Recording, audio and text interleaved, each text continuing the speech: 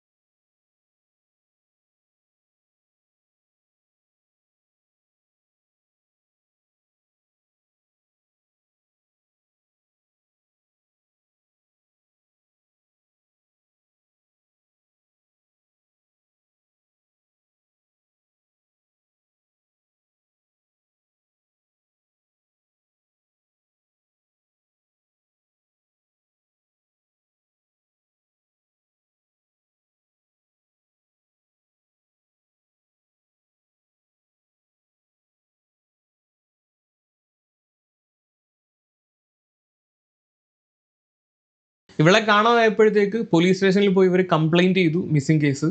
അങ്ങനെ പോലീസുകാരാണ് വന്ന് ഈ ഒരു CCTV ഫുട്ടേജ് എടുക്കുന്നത്. ഇവരുടെ വീടിൻ്റെ ഫ്രണ്ടിൽ ഒരു ഹോട്ടലുണ്ട്, അതിൻ്റെ CCTV ക്യാമറ റോഡിലോട്ടാണ് ഇരിക്കുന്നത്. അന്നേരം അതിനകത്തുനിന്ന് കിട്ടിയ വിഷ്വൽസ് ആണ് നിങ്ങൾ പോയി കണ്ടത്. അങ്ങനെ പോലീസുകാർ ഈ ഒരു സംഭവം നോക്കാൻ വേണ്ടി എടുത്ത സമയത്താണ് മനസ്സിലായത് ഇവള് വേറൊരുത്തൻ്റെ കൂടെ ഇറങ്ങി പോകുന്നത് കാണുന്നത്. അത് ഒളിച്ചോട്ടമാണെന്ന് മനസ്സിലായി. അങ്ങനെ അവരെ കോൺടാക്ട് ചെയ്തു, ഇവരെ സ്റ്റേഷനിൽ വിളിച്ചു വരുത്തി. ഞാൻ അറിഞ്ഞത് പോലീസുകാർ പലതവണയും ഇവരുടെ അടുത്ത് ചോദിച്ചു, അഖിൽ എന്തെങ്കിലും പ്രശ്നങ്ങളുണ്ടോ. ഇവിടെ അമ്മയും അച്ഛനും ആ സമയത്ത് അവിടെ പോലീസ് സ്റ്റേഷനിലുണ്ട്. അവരും ചോദിച്ചു, അഖിൽ എന്തെങ്കിലും പ്രശ്നങ്ങളുണ്ടോ, എന്താ നിന്റെ പ്രശ്നം. ഇവൾക്ക് ഒരു രീതിയിലും മറുപടി പറയുന്നില്ല. പോലീസ് പിന്നെയും ചോദിച്ചു, ഇപ്പം ഇറങ്ങിപ്പോയേക്കുന്നവൻ്റെ കൂടെ പോയി കഴിഞ്ഞാൽ നിന്റെ ജീവിതം കോഞ്ഞാട്ടായി പോകത്തതേ ഉള്ളൂ, അഖിലിൻ്റെ കൂടെ തിരിച്ചു പോകാൻ. ഇവള് കേട്ടില്ല. ഇവിടെ മറുപടി, എനിക്ക് അഖിലിനെ വേണ്ട, എനിക്ക് ഇവൻ്റെ കൂടെ പോയാൽ മതി എന്നുള്ളതായിരുന്നു. ഒന്ന് ആലോചിക്കണം, 3 കൊല്ലം പ്രേമിച്ചവരാണ്, സ്നേഹിച്ച് കല്യാണം കഴിച്ചവരാണ്. അറേഞ്ച്ഡ് മാരേജ് ആണ്. ആ ഒരു മാരേജിൽ തൃപ്തരല്ലായിരുന്നെങ്കിൽ പിന്നെയും കുഴപ്പമില്ല. ഇത് അവൻ്റെ കരിയറിൻ്റെ ഏറ്റവും പീക്കിൽ നിൽക്കുകയാണ്. റീൽസ് വഴി ജീവിതം സ്റ്റാർട്ട് ചെയ്തു, കഷ്ടപ്പെട്ട് ഒരു ഫെയിമിലോട്ട് എത്തി. അത് പിന്നെ സിനിമയിലോട്ട് കയറി, ആ സിനിമ ഫ്ലോപ്പായി, അത് വേറെ കാര്യം. അതിൻ്റെ ഒരു വിഷമം ആ പയ്യൻ്റെ ലൈഫിലുണ്ട്. പക്ഷേ അതിനെയൊക്കെക്കാളും വലിയൊരു വിഷമാണ് ഈ നായിൻ്റെ മോളിപ്പ് കൊടുത്തിട്ട് പോയേക്കുന്നത്. അവൻ്റെ കരിയറിൻ്റെ പീക്കിൽ നിൽക്കുന്ന സമയത്ത് ഇതുപോലൊരു തുലയ്ക്കുന്ന രീതിയിലുള്ള ഒരു പ്രവൃത്തി, തന്തയില്ലായ്മ. ഇവൻ എവിടെയൊക്കെ പോകുന്നുണ്ടോ അവിടെ എല്ലാം ഈ പെണ്ണിനെയും കൂട്ടി പോകാറുണ്ട്.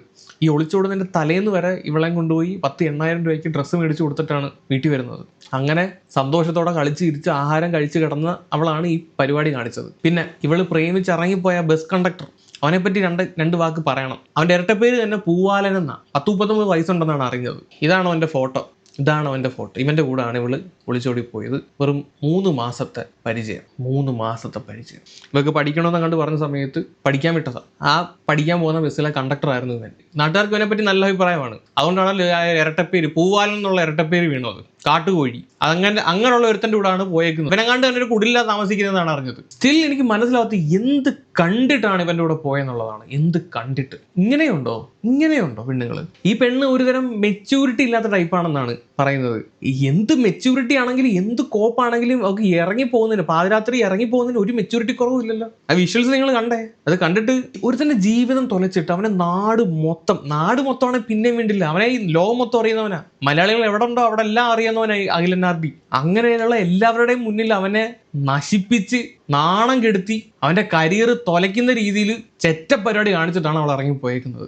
ഞാൻ ആദ്യം വിചാരിച്ചിരുന്നത് ഒരു കോണ്ടന്റ് ക്രിയേറ്റർ ഒക്കെ ആകുമ്പോഴത്തേക്കും അവൻ എപ്പോഴും അവൻ്റെ കോണ്ടന്റ് ആയിരിക്കും അവനെ ഫസ്റ്റ് പ്രയോറിറ്റി എന്ന് പറയുന്നത്. അപ്പം നമുക്ക് കോണ്ടന്റ് ഒക്കെ ചെയ്തില്ലെങ്കിൽ ഒരു ഒരു ഒരു വെപ്രാളവും ഭ്രാന്തൊക്കെ വരും, നമുക്ക് വീഡിയോ ഒക്കെ ചെയ്തില്ലെങ്കിൽ. എനിക്കതുണ്ടായിരുന്നു. പക്ഷെ ഇപ്പം ഞാനത് മാറ്റിയെടുക്കുന്നുണ്ട്. നിങ്ങളിലെ പ്രിൻസ് ആൻഡ് ഫാമിലിക്കകത്ത് കാണുന്ന ആ പെണ്ണിന്റെ അത്രയും ഭീകരതയൊന്നും ഇല്ലെങ്കിലും ഏതാണ്ട് അതിൻ്റെ ഒരു ലൈറ്റർ വെർഷൻ ഒരുപ്പെട്ട എല്ലാ കോണ്ടന്റ് ക്രിയേറ്റേഴ്സിനും ഉണ്ടാവാറുണ്ട്. അങ്ങനെയുള്ള ആളുകളുടെ ഈ ഫാമിലി ലൈഫ് വലിയ കഷ്ടമായിരിക്കും. ഇപ്പം ഞാനൊക്കെ കല്യാണം കഴിച്ചാൽ ചിലപ്പം ആ ഒരു അവസ്ഥയിലൂടെ കടന്നു പോകുന്ന എനിക്കൊരു പേടിയുണ്ട്. ഞാൻ കരുതി ചിലപ്പം അങ്ങനെ ഒരു സമയം കൊടുക്കാതിരുന്നിട്ട് ഈ പെണ്ണ് വേറൊരുത്തൻ്റെ കൂടെ പോയി എന്നുള്ള രീതിയിലൊക്കെയാണ്. പക്ഷെ ഞാൻ ഇവന്റെ അടുത്ത സുഹൃത്തുക്കളടുത്തൊക്കെ സംസാരിച്ച സമയത്ത് എനിക്ക് മനസ്സിലായത് ഇവൻ സമയം കൊടുക്കാതിരുന്നിട്ടില്ല. ഈ പെണ്ണിനെ എല്ലായിടത്തും കൊണ്ടുപോകാറുണ്ട്.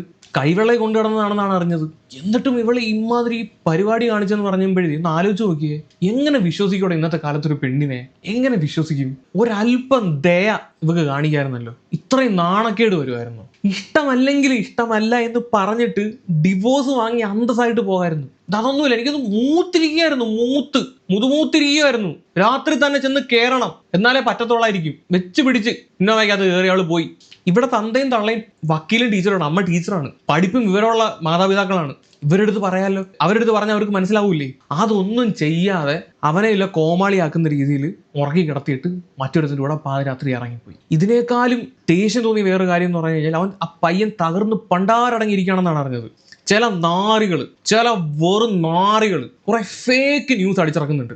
ഒന്ന്, ഇവൻ ഗേ ആണെന്നുള്ള രീതിയിൽ. കല്യാണം കഴിച്ചത് പ്രേമിച്ചാണ്, 2-3 കൊല്ലം പ്രേമിച്ച് കല്യാണം കഴിച്ചതാണ്. അവൻ ഗേ ആണെങ്കിൽ ഒരുത്തിയുടെ പുറകെ നടന്ന് പ്രേമിച്ചിട്ട് ഇങ്ങനെ ചെയ്യുവോ? നീയൊക്കെ പറ. അത് എന്ത് സിസ്റ്റം ആണെന്ന് എനിക്ക് മനസ്സിലാവുന്നില്ല.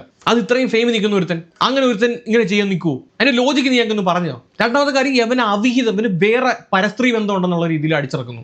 ഞാൻ അറിഞ്ഞത് യവന്റെ പാസ്വേഡ് അടക്കം ഈ പെണ്ണിനെ അറിയാം. ഫോണിന്റെ അവൻ 2 ഫോണുണ്ട്, 2 ഫോൺ ഇവള് യൂസ് ചെയ്യുന്നതാണ്. എന്തെങ്കിലും ഉണ്ട് ആ ഫോണിൽ വഴി ഇവന് അവർക്ക് കണ്ടുപിടിക്കൂടെ? അല്ലെങ്കിൽ പരസ്ത്രീ ബന്ധം ഉണ്ടെങ്കിൽ ഇതാണോ ചെയ്യുന്നത്? മാന്യമായിട്ട് വന്ന് നമുക്ക് പറയാമല്ലോ അവിഹിതം ഉണ്ടെങ്കിൽ.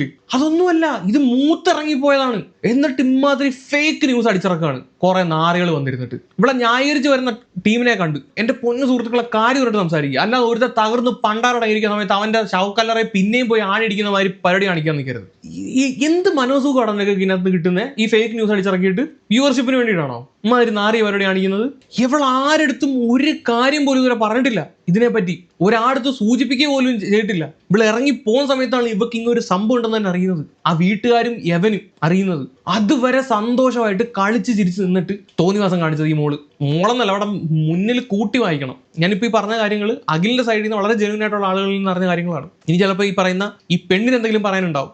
അവളിനി എന്ത് ന്യായീകരണമായിട്ട് വന്നു കഴിഞ്ഞാലും, അവളിനി എന്ത് കോപ്പുമായിട്ട് വന്നു കഴിഞ്ഞാലും, എൻ്റെ പൊന്നു മോളെ, ഒരുത്തൻ്റെ ജീവിതം തൊലയ്ക്കുന്ന രീതിയിൽ പാതിരാത്രി ഒരുത്തൻ്റെ കൂടെ ഇറങ്ങിപ്പോയ നിനക്ക് മാപ്പില്ല. സന്തോഷമായിട്ട് ഇരുന്ന് ചതിച്ചിട്ട് ഇറങ്ങിപ്പോയ നീ എന്ത് ന്യായീകരണമായിട്ട് വന്നു കഴിഞ്ഞാലും നിന്റെ വാക്കിന് കേൾക്കണ്ട അവിടെ ആർക്കും. ഇനി അഖിലന്നാറിയുടെ പ്രശ്നം തന്നെ ആണെന്ന് നിങ്ങൾക്ക് കൂട്ടിക്കോ. അഖിലിന്റെ പ്രശ്നം തന്നെ ആണ്. നിനക്ക് അവനെ പറ്റി കുറെ അലിഗേഷൻസ് പറയാനുണ്ട്, അവൻ ലോക ഫ്രോഡെന്ന് നീ പറഞ്ഞു.